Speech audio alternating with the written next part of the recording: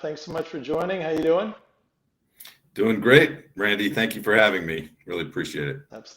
Absolutely, and thanks for doing a quick trip to Rome. So last minute, you're kind enough to change because we're flying out tonight. So that's why we're doing it on a Tuesday as opposed to a Wednesday. And you're even extra kind because you're out at San Fran at the Moscone Center for the big RSA event. So you had to get up extra early. Thank you so much. My pleasure. Looking forward to this. Awesome. So everybody, welcome to episode number 81. Really psyched to have Nik Oberhuber, VP of America Sales at Fortanix, lives in New Jersey, and today we are sponsored by Outreach. My Outreach plug is this week we're sponsored by Outreach, first and only engagement and intelligence platform built by revenue innovators for revenue innovators. Outreach allows you to commit to accurate Salesforce forecasting, something that is always important and frustrating. Replace manual processes with real-time guidance and unlock actionable customer intelligence that guides you and your team to win more often. So, and certainly used by a lot of Sales Community Advisory Board folks. And when we get to talking about that, I know you had used it previously at Corelight, so definitely look forward to your insights there, but certainly a fantastic company who's a gold sponsor of Sales Community. For those that are members of Sales Community, thank you so much. For those that are not, Tucker can maybe post, we've got a free-year membership going on right now, and it is salescommunity.com/June free. And we have Tucker behind the scenes, so thank you, Tucker, for being the wind beneath our sails. As a reminder, we have also our title today is Building an Early Stage Startup, which you certainly have a lot of experience with. And I was trying to think back. I actually looked on LinkedIn, and we actually have 974 mutual connections. So when I do recruiting, usually it's actual mileage varies, but if it ends up that there's 100 or less connections, generally speaking, it means a person's a low performer. If it's kind of 400 or more, high performer, but certainly anywhere near 1,000 is really, really good. So that's an interesting data point. But I just was trying to think too. I think we first met at HP about 12 years ago when you came over from the 3PAR acquisition, right? Yeah, that's right. I remember it vividly, actually. We had a QBR down in Naples, Florida at the beautiful home of Chris Riley, who was my manager's manager at the time. And I'd been hearing about you, and you were leading sales for overall enterprise at HP. And someone introduced me to you, and it was a great first meeting, and that kind of kicked off. I think it's been 20 years of relationship here, and just really been fun working with you. I had heard about you at EMC as well, so. But yeah, we immediately got right into sales strategy and talking about accounts, and and then we stayed in touch through. I was at Actifio and with your good friend Jim Sullivan. So it's been great knowing you, Randy. And actually, revise that's 10 years, but anyways, who's counting? All right, there you go. Pleasure's all mine for sure. So when working with Nik, don't always work with all of our guests, but I can totally vouch. He's a great sales exec, great go-to-market leader, huge friend of the channel, certainly very hands-on. And I got to say, judging from a lot of your companies, you have a real knack for picking some great companies for sure. So I should maybe kind of follow you along and try and make some investments. And as a result, you're obviously constantly been a builder. And I'll have you talk more about your background in the companies, but certainly amazing track record for sure. And most importantly, I'd say probably a great husband and great father of two. So why don't we jump in and maybe tell us more about your professional background, including starting at a company probably nobody heard of called PowerSoft. Yeah, so that was my first job in tech. Actually, I was living up in New England. I went to UMass Amherst, and so shout out to all the UMass folks out there. The Zoo, great school. Riley's son actually just transferred there to play football. Oh, wow. Awesome. He's going to have a great experience. UMass is a fantastic school. Yes, went to UMass and then got into healthcare. And a friend of mine from UMass was working for PowerSoft. And he was like, "Hey, man, you got to get in on this tech thing. You should do this." And he got me an interview to work the phones back at PowerSoft. We had so much demand that people were calling up and asking, like, "Hey, how does this work? How does that work?" Et cetera. And so Nice. they were looking to expand the team. Yeah, that unfortunately doesn't happen anymore. But we were getting thousands of calls a day, and I was one of the folks fielding calls and qualifying the prospects and trying to understand their pain and use case. And so that was really fun. And from there, I was inbound, then went to outbound, then went to inside closer, then outside closer. They moved me down to Manhattan, where I don't live in Manhattan anymore, but I live out in Jersey. But outside closer, and then went to EMC. That was a watershed moment for my career. Learned a ton. Worked for Bill Hogan, who you know well, at EMC. Learned a ton about sales and discipline and process, and then went after that. Started my startup career, and first startup was Blue Arc, then 3PAR. I'm gonna have to remember then Actifio, and 3PAR. I also worked for HP, but then Actifio, then Cohesity. Yeah. Go ahead. I was gonna say Cohesity. Yep. No, go ahead. Yep. Then Cohesity, and then I got into security sales, which is what I'm doing now. And I was the head of global sales for Corelight for a couple of years, and I've been now at Fortanix for about a year, 8 months. Oh, great. In Cohesity, you had a whole kind of I don't say hornet's nest, but a few things going, right? You had the East, you had Fed, you had Canada, you had EMEA, right? Yeah, it was, I kind of started, there was really, I think, 2 people on the East team when I started, and we had to recruit, I think I recruited and hired over 60 people. And I started up, first the East, then Federal, and I had some good friends join me on the mission. We got New England, Federal team, New York, several people, and then also hired in Europe. And, when I was doing Europe, I had no experience at all. And I learned that similar principles apply. If you get the right people, it makes all the difference. And so we got, was blessed to have some incredible people join me in Europe, and we had explosive growth. And I think Cohesity continues to experience fantastic growth. Yeah. In spite of an interesting CEO. Mohit is one of a kind, for sure. But he's been a mentor and friend to me, and much love for Mohit. Excellent. There you go.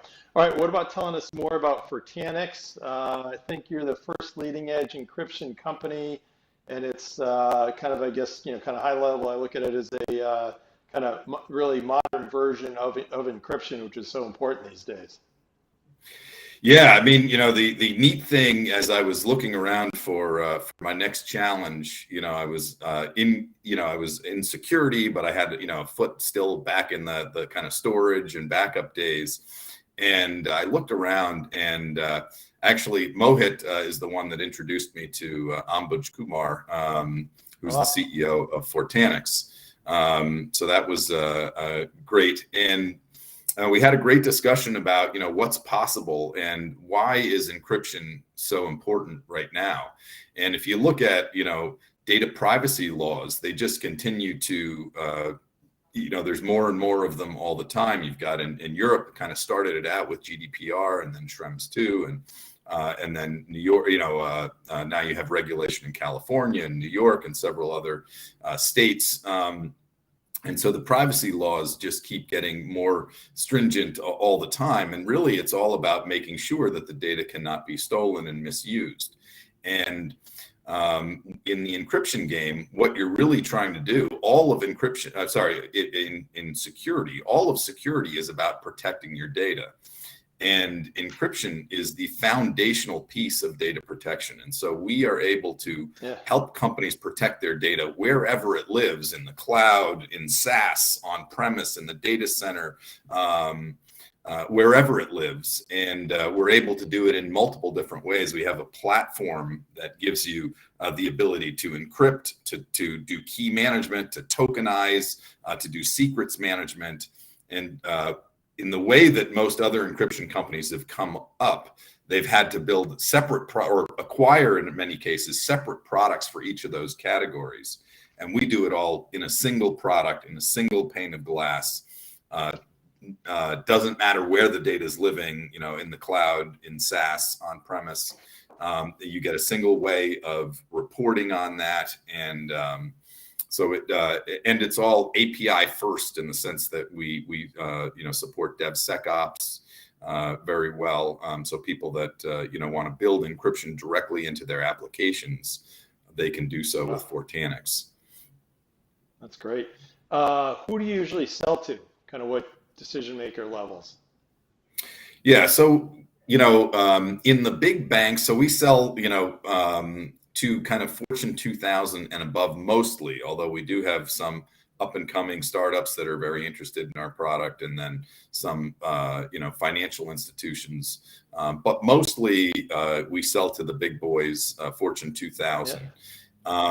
So depending on the vertical, if you're looking at the massive retail or massive banking, or they have dedicated cryptography teams. And cryptography is so important these days that the CISO is aware of data privacy and cryptography and what the plan is, and because the CISO needs to understand kind of the regulation and how they comply and what they're doing. And so we can start at the CISO level, and we're out here at RSA and we're meeting multiple CISOs. But then we also meet with cryptography experts, and they're sometimes senior vice president, sometimes vice president. And then if you look at companies that are a little less regulated, it's often the security architect that we would start the conversation with. Gotcha. So kind of security architects, cryptology folks, and usually those are all under kind of a CISO.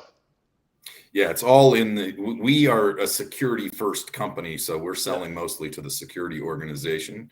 I would say that cryptography is an infrastructure security product. So occasionally, if it's a smaller company, we might be selling to the CIO or the CTO. But in larger companies, it tends to be in the security. But we end up having to convince the development teams and the cloud teams that this is the right platform for them as well. Oh, great.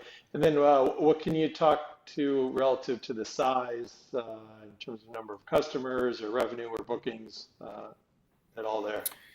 Yeah, we're still private, so we don't necessarily go through the revenue, but we've got about 150 companies on the platform. We do deploy our product in a number of different ways, which is great. You can consume it as physical hardware equipment that you deploy in your data center. You can also consume it as VMs, software that you deploy on VMs in the cloud. And we also have a SaaS platform, which is deployed in 15 data centers around the world. And it is a very popular offering. It feels like the world is really leaning in on SaaS in a major way. And anything that companies can do to help their customers consume software without having to install a piece of equipment, set it up on their network, get the right permissions, all that stuff makes a company's lives much easier, and your time to value for a company goes way down. So anyways, those are the three ways that we deploy, but SaaS is by far our most popular.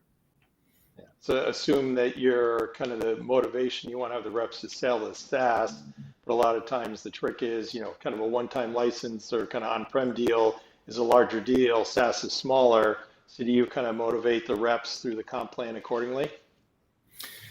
For us, SaaS and on-prem are similarly priced. Okay. And in many cases, it's customer, chooses because for whatever reason they may have a compliance department that is really strict on wanting to control their keys. But yeah, the SaaS is a better deployment methodology. It's faster time to value for the customers, and so all the salespeople are really motivated to sell the SaaS. It's the right, it's the best way for them to get the next order, for them to drive customer satisfaction.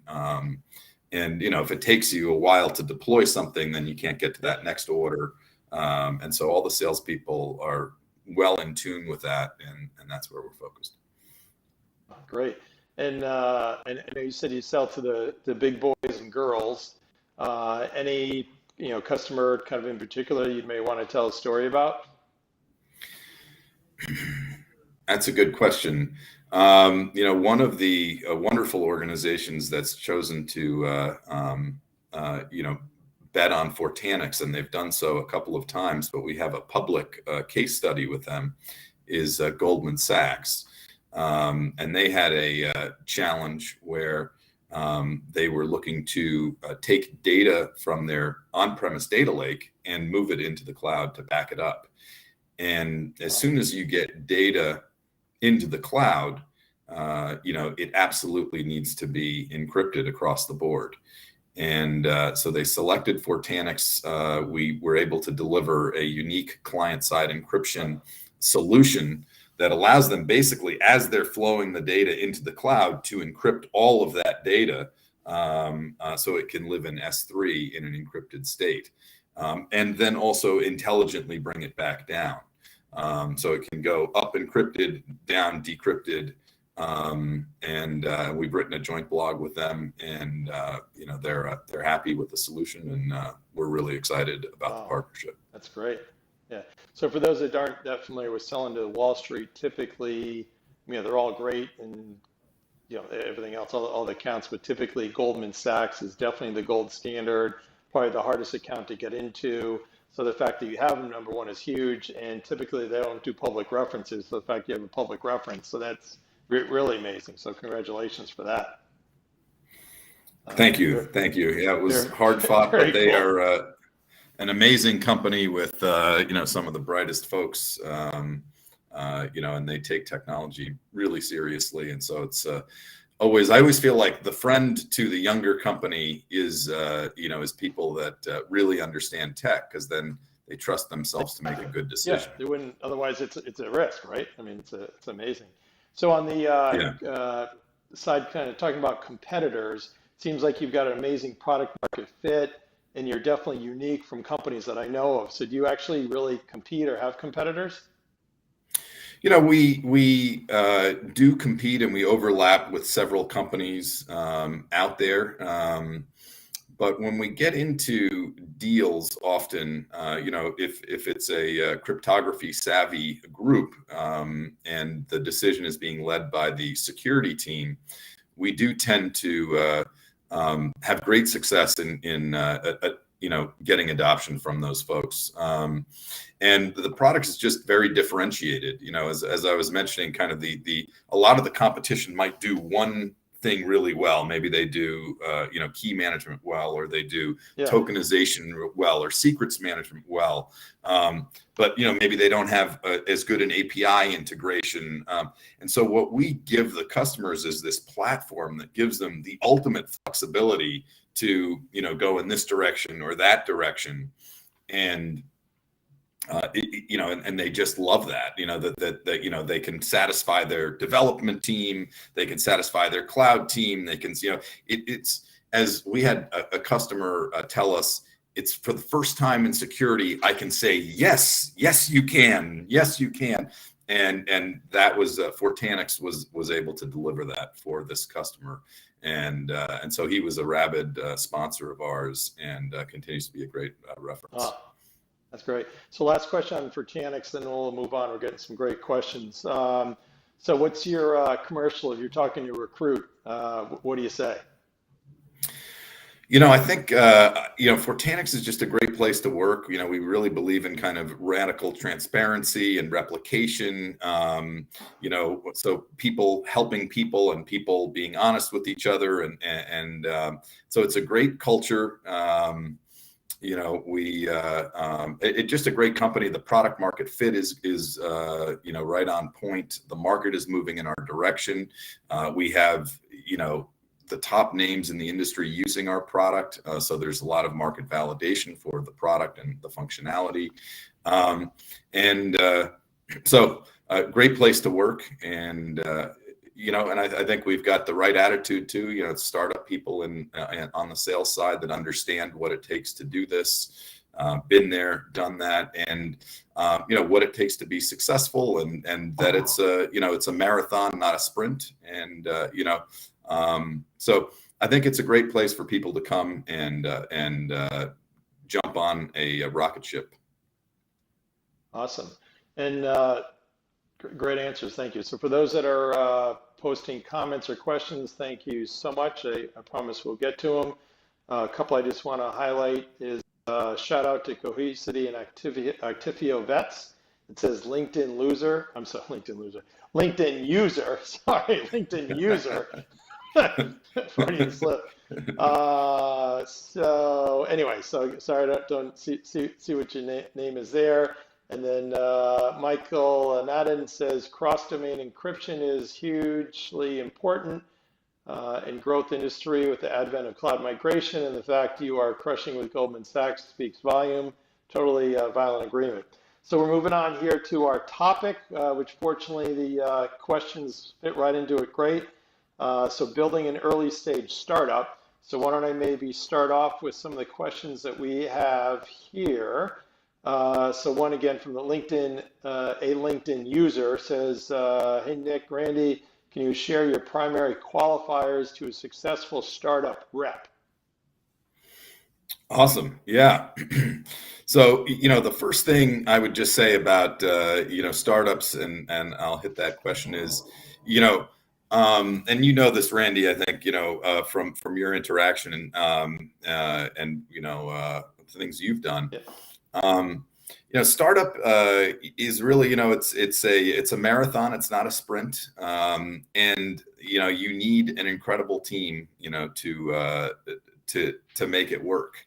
And it's all about the right people. It's a full contact sport. You got to get into it, with, it's emotional, it's intellectual, it's, solving things that have never been solved before. It's dealing with, building something that, for the first time that's never been done. And there's not necessarily a roadmap. There's guiding principles, but it's not an exact roadmap for how are we going to tackle these next things. And so the way I think about, startup salespeople, there's a few things that they really need to embody. First of all, they need to be that kind of put me in coach type of personality. I want to be front and center. I want to control the customer's buying experience. I want to, sell both externally and internally. Startup salespeople can be transformative to the business because they bring together the smart people inside the company and the smart people at the customer. They create that intimacy that allows the company to grow and build, and there needs to be trust between the customer and the company developed so that you can get the right set of features that end up transforming the company in the future. So I'm looking for those transformative salespeople, and the traits that they tend to have are they're above average technical. And that's an important trait because in order to get trust from your customer, the customer needs to believe that you understand them and you understand their pain. And so that's an important one. We also need salespeople that are quite curious, that really want to understand things. Why is the customer doing this? What's the business problem that it's solving? What's the pain points? Why do it now? Why is it important? Why don't you like the product you're using today? What features do we have? What features are we missing? So curiosity is a real important one. And, that's all, it's really, as I was saying before, I want people that want to control the customer's buying experience. Great salespeople really want to, they're control freaks in the most positive of ways.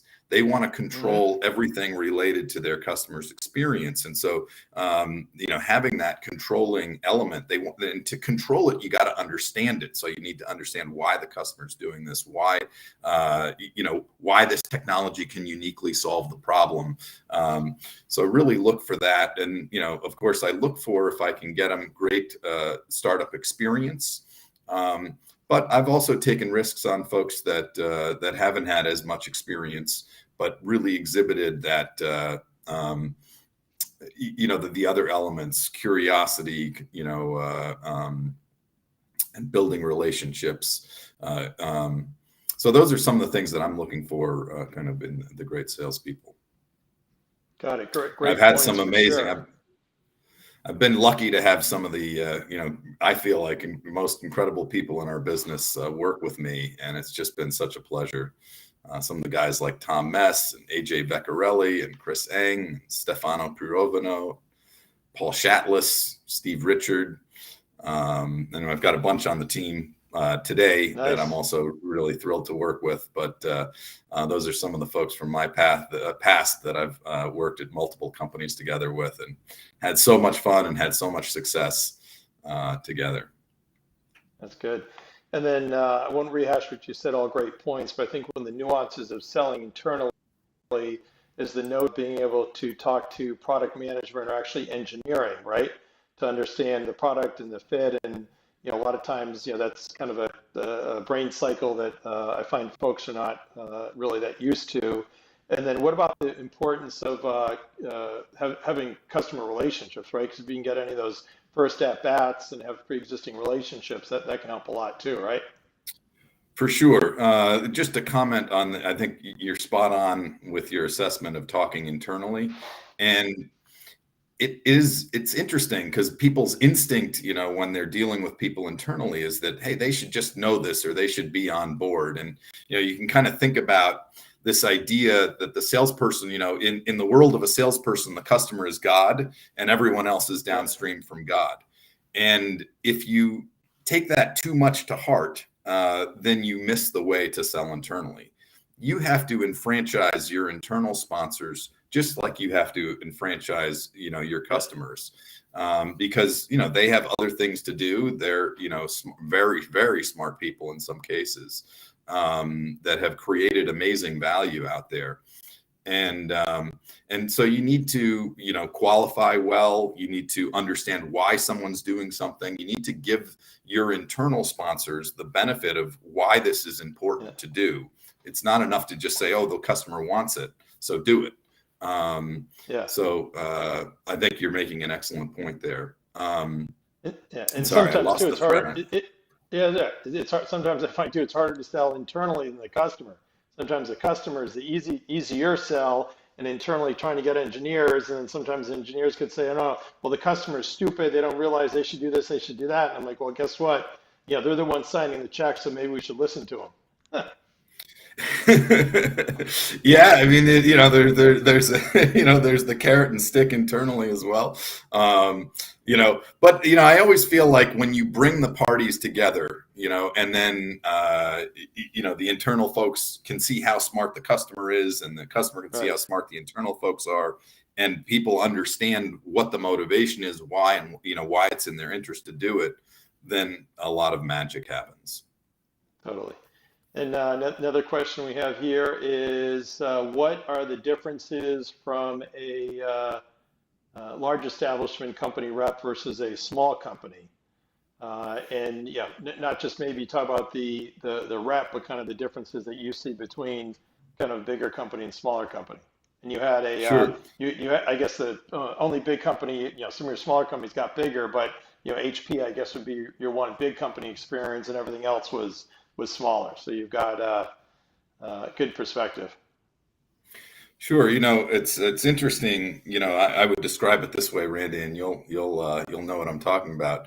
A great day at HP was I was able to roster a few counts from one person to another person. That was a great day. A great day at a startup was, I was able to close a deal at Goldman Sachs. Now, it's not that it wasn't good closing deals at HP. Of course it was.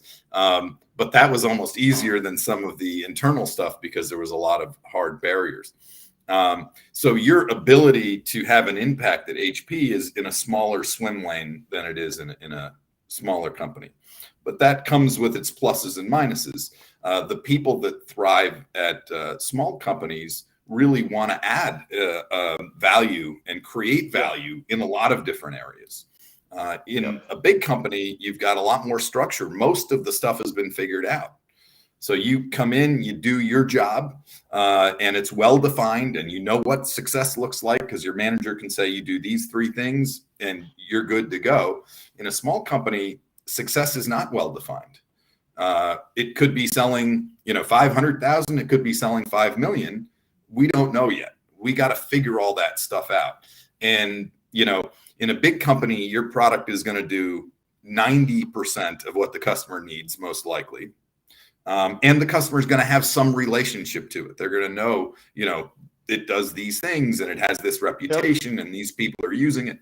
In a small company, they don't know that stuff.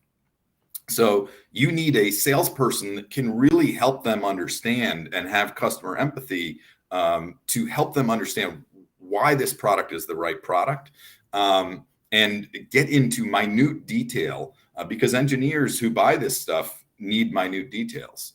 And so we need people that are in the smaller companies, value creators. In the bigger companies, you can kind of surf the value. And I don't mean that in a negative or derogatory way. There's people that are, terrific salespeople in bigger companies that thrive in that environment and can maximize it in a way that's different than in a small company where you've got to help form the product. You've got to help understand the market and form the market to some extent. Right. And the customer relationships, you got to create that customer intimacy. Because those customer relationships, the early ones, literally can make, or break a company. Yeah, totally.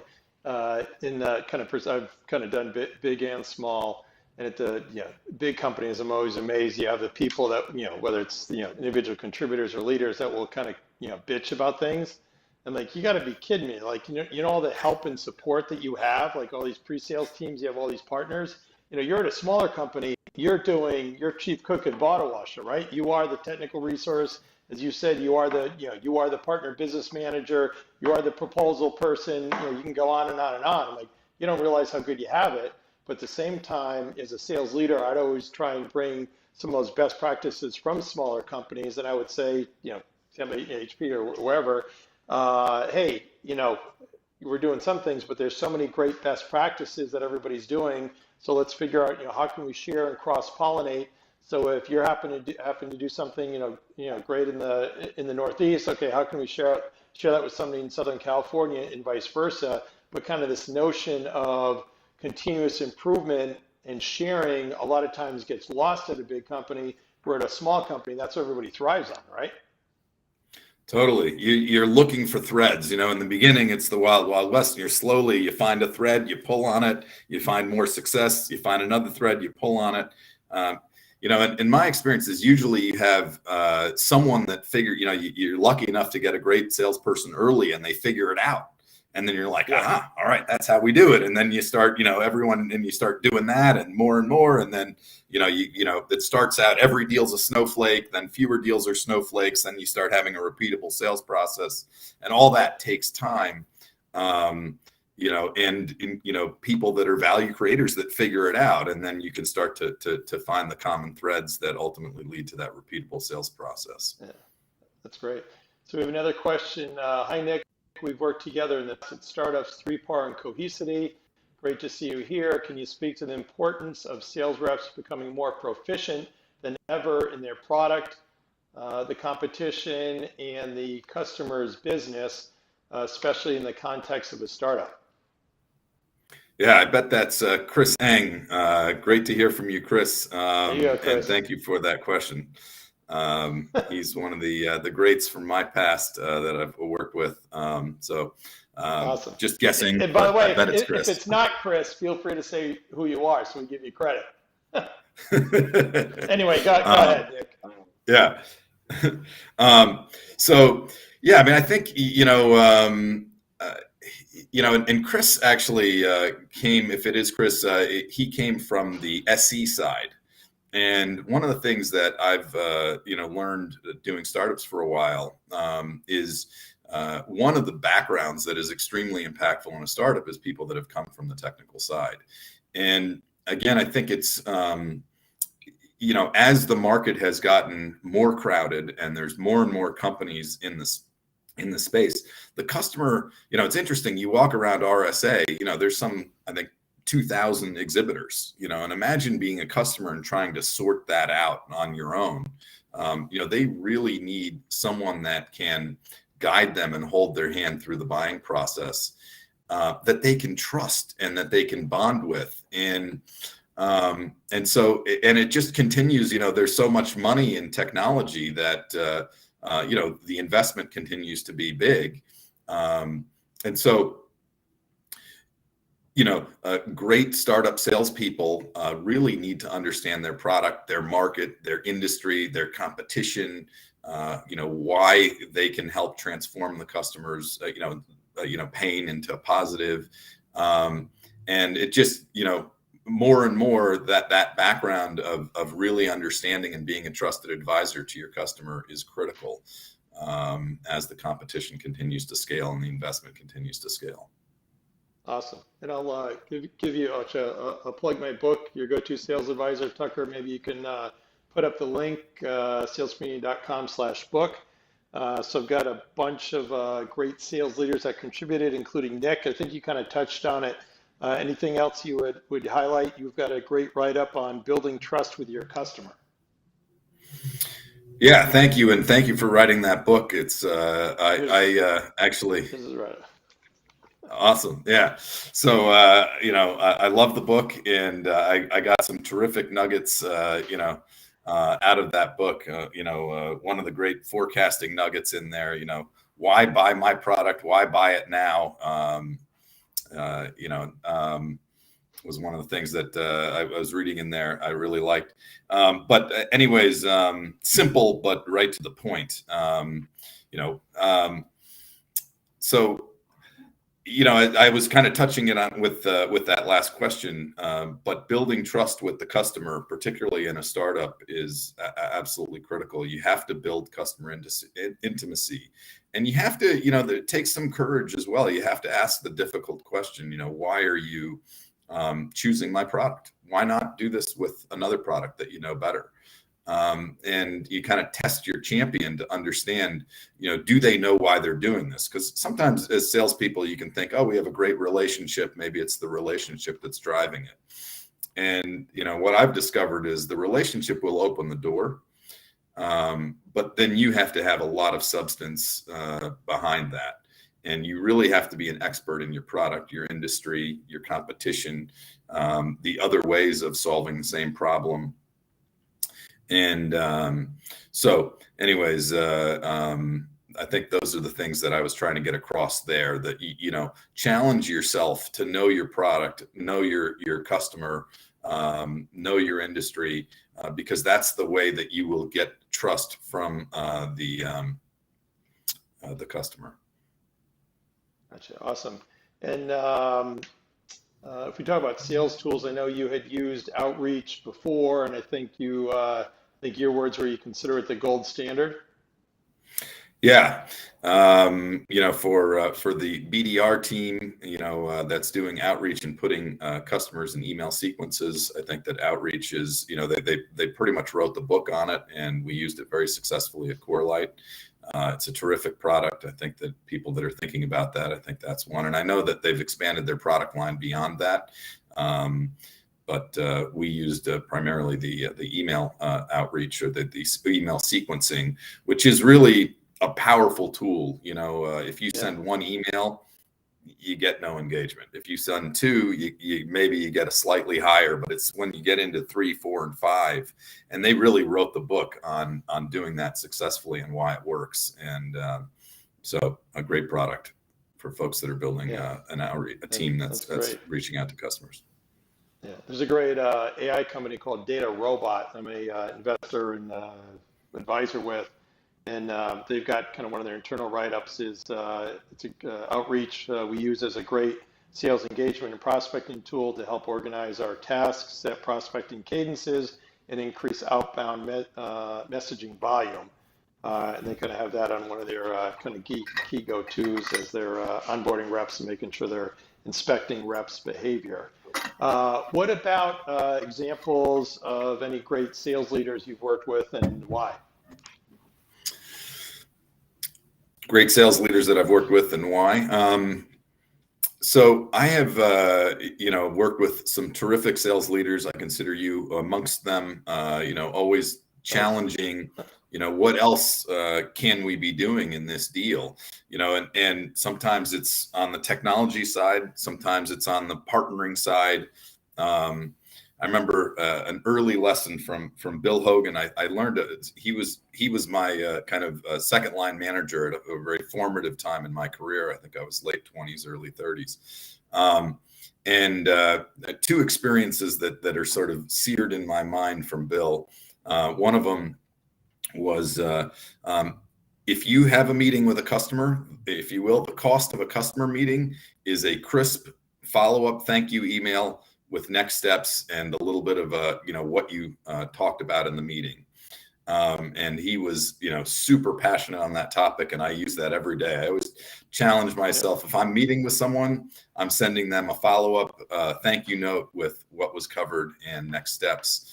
And then the other thing, I was a young, brash kind of salesperson back in the day when I encountered Bill and, thinking that I had all the answers. And I had put forward in a QBR, here's my forecast. I was number one, rep on the team, thinking this is going to be a cakewalk.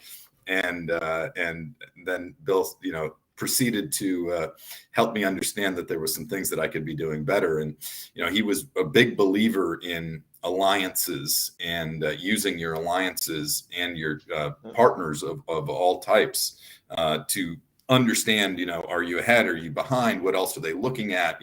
Kind of get a much better picture of the customer and what they're doing. And that always stuck with me. Don't assume that because you're, the customer singing sweet nothings in your ear that you're ahead or going to win. Make sure that you do the work and engage your partners to help you. And it helps in every element. Where should I price the deal? What's their buying cycle? Have they bought anything like this before? Did the other partners? So just a wide variety of different things that you can learn. And you always want to be learning. You don't want to be doing these deals in a naked, alone type of fashion. Win together, lose alone. That's great. And other guys. I just other people that I learned a lot from: Jim Sullivan, Roger Marvini, Mark Parinello, Chris Riley, Ash Ashutosh, who was the CEO of Actifio. We just had a wonderful partnership. Mohit Aaron, some of the other folks that have been influential in my career. Awesome. Get them all in. So I know you've been on the road, obviously, and you leverage partners. I think I saw that you're at a golf event with the partner Set Solutions. You're with GuidePoint Security at Gillette Stadium. So great to know that even though you live in New Jersey but grew up in Cambridge, you're still a Pats fan, I believe. Also, you're with Key Factor. You're at Key Factor in Dallas. So and then also I think and I know several others, so I won't go through the whole list. But obviously, partners are key to your go-to-market motion. Yes, and I've been incredibly blessed in the last two companies to work with a guy named Scott Horde, who has helped me build up a channel in the last two companies. I believe, and I learned a lot of this from Mark Parinello and some of the leadership at Pure Storage as well, just about if you're building a company and you want to build to scale and you want to build quickly, channel is key to your strategy. You have to embrace the channel, and the channel isn't always easy. And so the sooner you get going with it and the sooner you embrace it, the quicker you're going to get to critical mass, you know.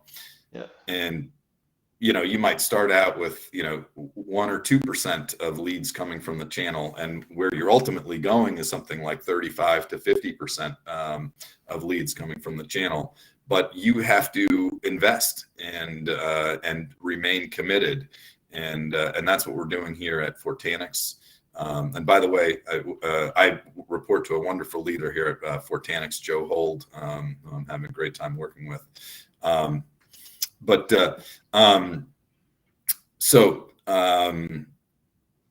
You know, I'm all about channel, and you know, the channel more and more, actually, as the larger companies are getting squeezed out in the public markets, they are looking for the right startup products that they can take to market and bring value to their customers.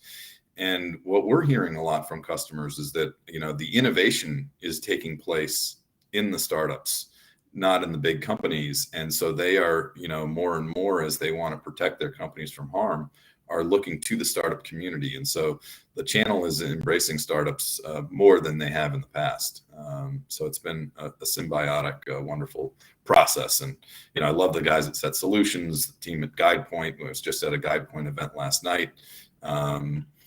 You know, yeah, we have lots of partners, Optiv, Layer 8, you know, a variety around the country. And Awesome.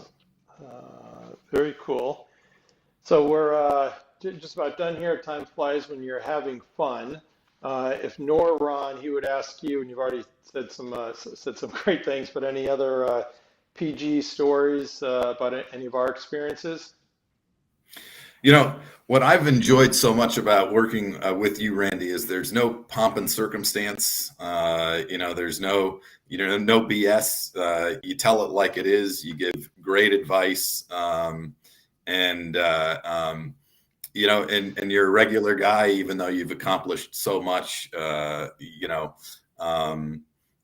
in your career, and you care about people, and you know, that matters to me. And we didn't work together all that long, but you know, we're still, you know, connected and working together and doing things, and you bring me good ideas. You help me get better at my craft, and so thank you for all that, and thank you for having me on. Thanks. Really appreciate it. Very kind words. And you know, sales community is kind of one of the ways I'm trying to you know, give back around helping people learn more, sell more, network, and appreciate you being on the advisory board for sure. That's a great product for those that aren't members. Jump on board. Sales community is really building a community of like-minded professionals, both in large and small companies, and exchanging best practices. And you know, no one person has all the answers. You know, it's really a community that helps us rise to the peak of our game. So thank you for doing this. Absolutely. Well said. Well, you've been fantastic. Really appreciate it. So thanks to Nik, and thanks to Outreach for being our sponsor.